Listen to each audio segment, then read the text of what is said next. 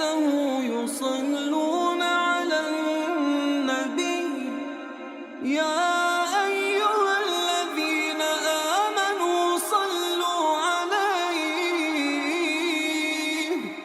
اعوذ باللہ من الشیطان الرجیم بسم اللہ الرحمن الرحیم اللہم صلی علی محمد وعلی آل محمد کما صلیت علی ابراہیم وعلی آل ابراہیم انک حمید مجید اللہم بارک علی محمد وعلی آل محمد کما بارکت علی ابراہیم وعلی آل ابراہیم انک حمید مجید۔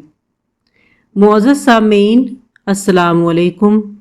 ہمارا آج کا سبق مشتمل ہے سورہ توبہ کی آیت نمبر 6 سے آیت نمبر 10 تک۔ سب سے پہلے ہم دیکھیں گے آیت نمبر 6 کا ترجمہ اور اس کے مشکل الفاظ کے معنی اور تفسیر۔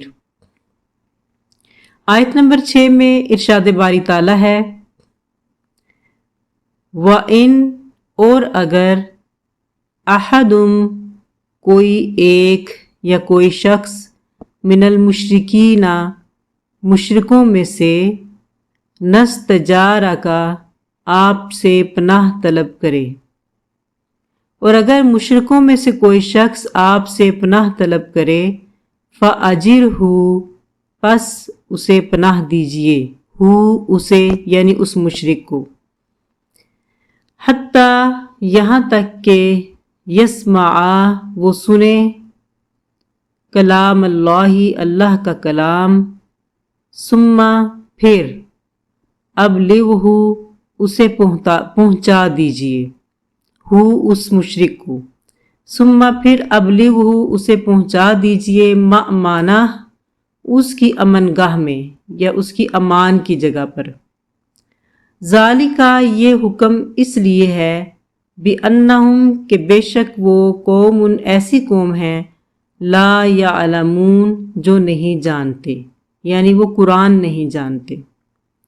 تو بامحاورہ ترجمہ کچھ یوں ہوا کہ اور اگر کوئی شخص مشرکوں میں سے پناہ طلب کرے آپ سے، تو آپ اسے پناہ دے دیجئے یہاں تک کہ وہ اللہ کا کلام سن لے، پھر آپ اسے اس کی امن گاہ تک پہنچا دیں۔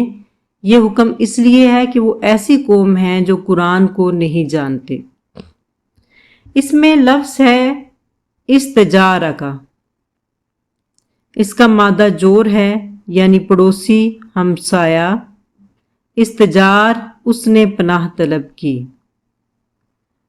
حتیٰ، حرف جار ہے، یہاں تک کہ یا جب تک کہ۔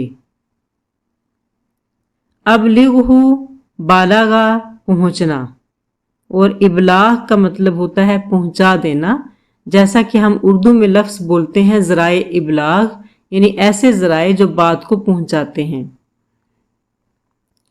مأمانہ، امن، نفس کا مطمئن ہو جانا، زوال الخوف، یعنی جب خوف کا زوال ہو جائے، خوف ختم ہو جائے تو انسان کے اندر اطمینان پیدا ہوتا ہے، اسے امن کی صورتحال کہا جاتا ہے۔ اس آیت کی تفسیر میں کچھ احکام ہیں جسے ہم جاننے کی کوشش کرتے ہیں۔ آیت نمبر 6 میں بیان کیا گیا ہے کہ اگر ان مشرکین میں سے جن کے ساتھ جنگ کرنے کا حکم دیا جا رہا ہے، 4 ماہ گزرنے کے بعد کوئی شخص قرآن کو سمجھنے کے لیے آنا چاہے تاکہ وہ اپنے شکوک و شبہات دور کر سکے تو اسے آنے دیں، اور اس کے سامنے اللہ کی توحید اور رسول اللہ صلی اللہ علیہ وآلہ وسلم کی نبوت کے دلائل بیان کریں۔ ہو سکتا ہے کہ اس کا دل کلام الہی سن کر نرم پڑ جائے اور وہ سچے دل سے اسلام قبول کر لے، ورنہ اسے بحفاظت اس کی جگہ پہنچا دیا جائے۔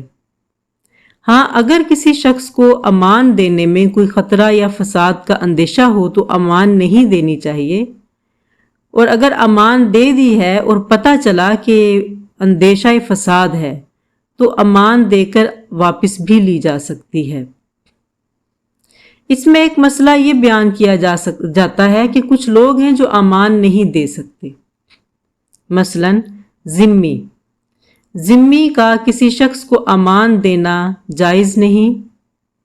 نمبر 2، وہ مسلمان جو دارالحرب میں قید ہو یا وہاں تجارت کے لیے گیا ہو، وہ بھی امان نہیں دے سکتا۔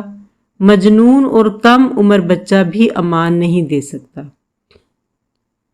یہاں ایک بات قابل نوٹ ہے کہ اگر حربی کافر، یعنی ایسا کافر جو جنگی ہے، جنگ کرتا ہے، وہ بغیر امان لیے مال لے کر کسی اسلامی ریاست میں داخل ہوا ہے تو اس کا مال بھی مال غنیمت ہوگا، یعنی اس کو بھی قید کر لیا جائے گا، اس کا مال بھی ضبط کر لیا جائے گا۔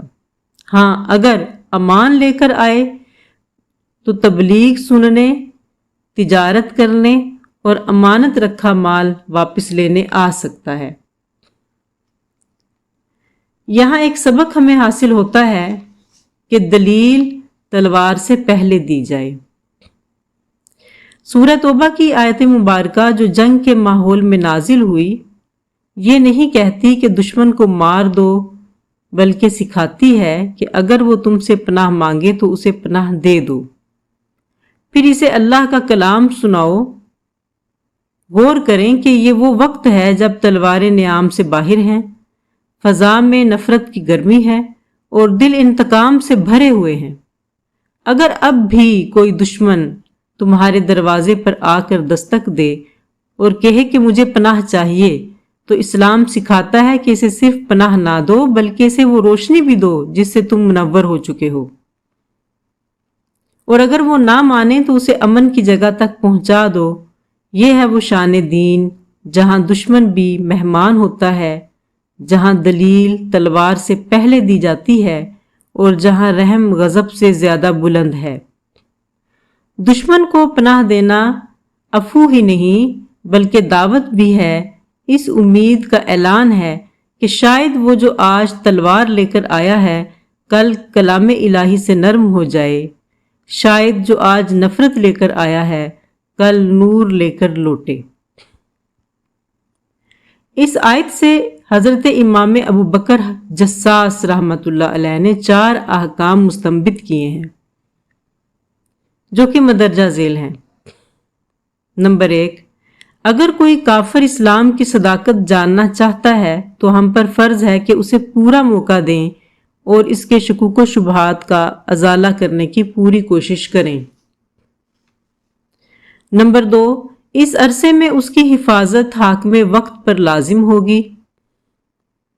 نمبر 3، وہ آدمی مقررہ مدت تک ہی رہ سکتا ہے، غیر معینہ مدت تک نہیں رک سکتا۔ نمبر 4، اگر وہ زیادہ عرصہ رہنا چاہتا ہے تو اس مملکت کی شہریت اسے قبول کرنا ہوگی۔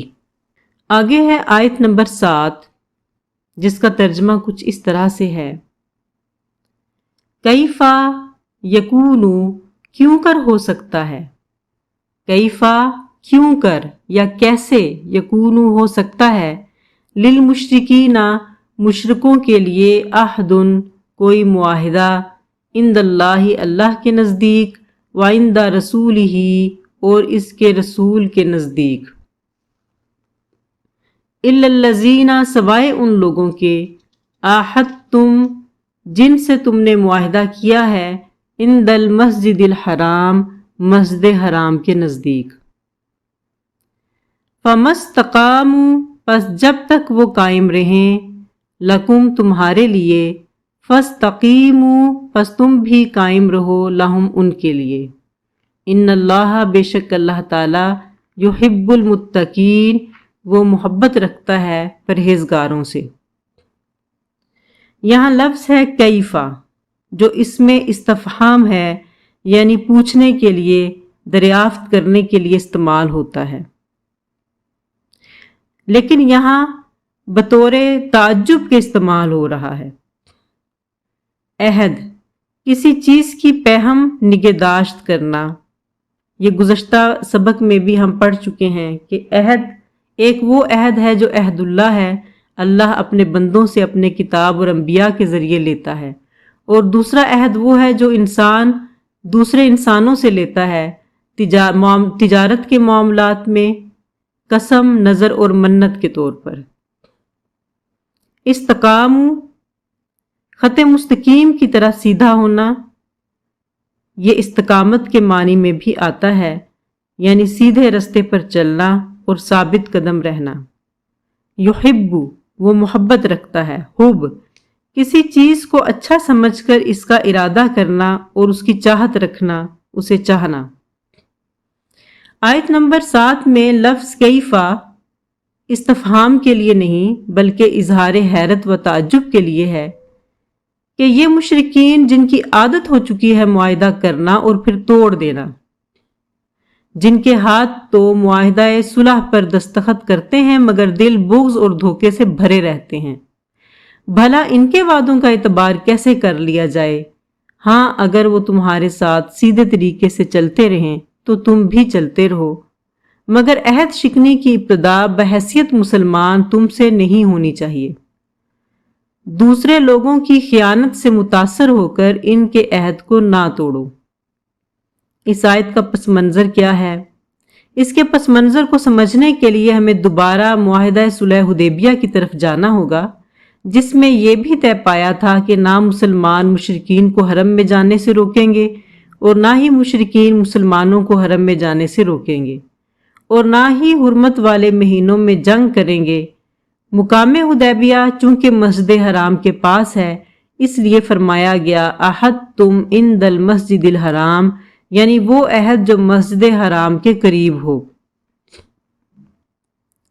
ये मुआहिदा चूंकि मुसलमानों और कुरैश के दरमियान हुआ, चुनाचे अरब के बाकी कबाइल या तो मुसलमानों के हलीफ बन गए जैसा कि बनु खज़ा, या मुशरिकीन मक्का के हलीफ हो गए जैसा कि बनु बकर। और यह भी तय पाया था कि फरीकैन 10 साल तक जंग नहीं करेंगे, लेकिन बनु बकर ने मुआहिदे की पासदारी ना की और बनु खज़ा पर हमला कर दिया और कुरैश मक्का ने भी इनका साथ दिया।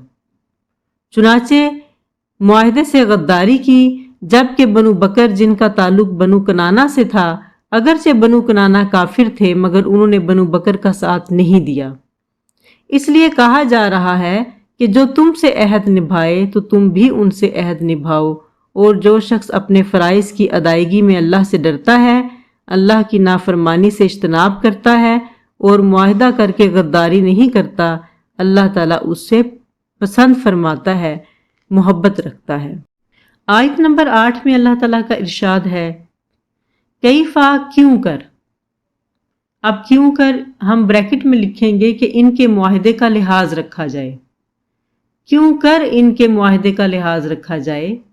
व इन यज़हारू अगर वो गालिब आ जाएं, अलैकुम तुम पर, ला यरकुबू वो ना लिहाज करेंगे, फीकुम तुम्हारे बारे में, इल्ला किसी रिश्तेदारी का, वला जिम्मा और ना किसी अहद का। युर्दूनकुम वो राजी करना चाहते हैं तुम्हें, बि अफवाहिहिम सिर्फ अपने मुंह से, यानी बातों से तुम्हें राजी करना चाहते हैं।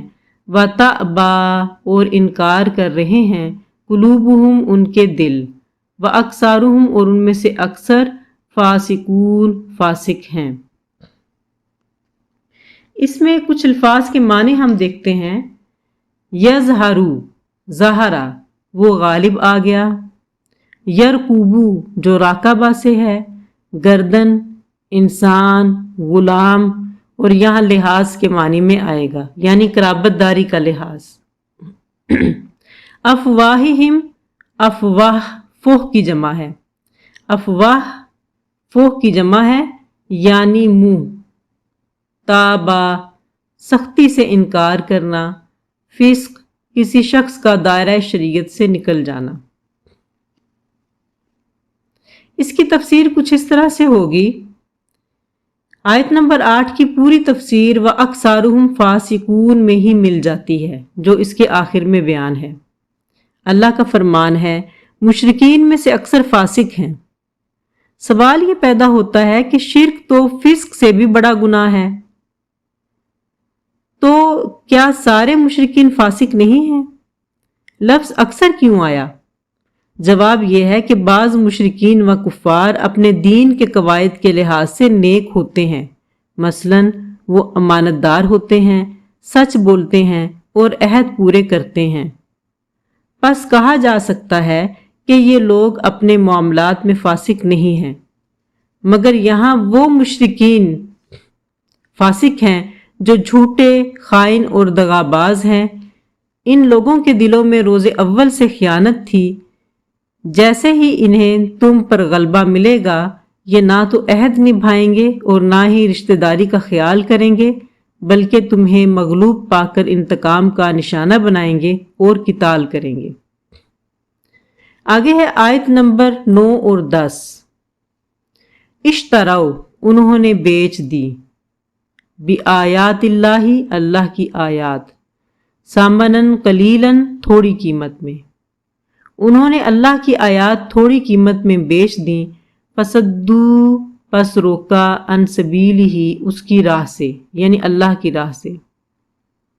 انہم، بے شک وہ، ساء، برا تھا، ما کانوا یعملون، جو وہ اعمال کیا کرتے تھے، بے شک وہ برے اعمال کیا کرتے تھے۔ لا یرقبون، نہیں لحاظ کرتے، فی مؤمن، کسی مومن کے حق میں، الا، کسی رشتہ داری کا، ولا ذمہ، اور نہ ہی کسی وعدے کا۔ وَأُولَئِکَ، اور یہی وہ لوگ ہیں، ہم المعتدون، جو حد سے بڑھنے والے ہیں۔ اب اس میں ہم دیکھیں گے مختلف الفاظ کے معنی۔ اشتراؤ، شرع، خرید و فروخت، الثمن، قیمت، اور یہ قیمت زر نقد کی صورت میں بھی ہو سکتی ہے اور سامان کی صورت میں بھی ہو سکتی ہے۔ فصدو، صدد، اگر یہ بطور فعل لازم آئے تو اس کا مطلب ہوگا کسی چیز سے رک جانا۔ فعل لازم وہ ہوتا ہے جس میں مفعول کا علم نہیں ہوتا۔